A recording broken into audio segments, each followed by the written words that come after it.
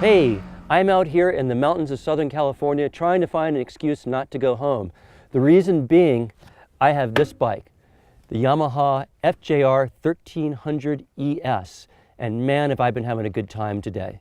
For 2014, after last year's big makeover, there weren't many major changes with one huge exception, and that is what the ES stands for, which is electronic suspension.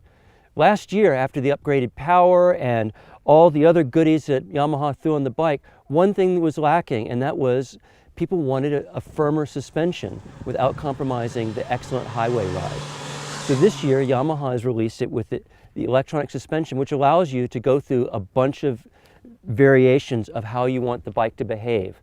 You can set the spring preload when you're stopped with the engine running just by flipping a couple buttons, and you can go from solo riding, solo with bags, two up with bags, and you actually feel the seat raise and lower as the preload is added or taken away.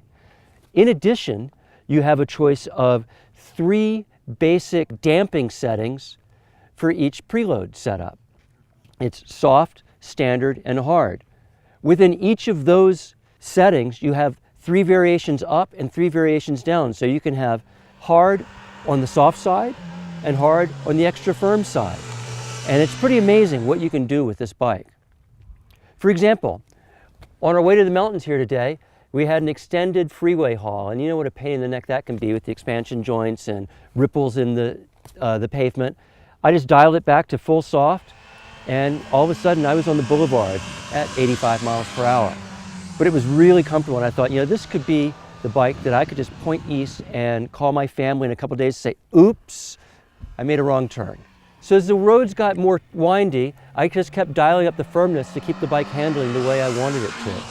Add that in to the already big improvements from the 2013 model, and the FJR 1300 ES really is a more complete motorcycle. You owe it to yourself to take a test ride on this bike.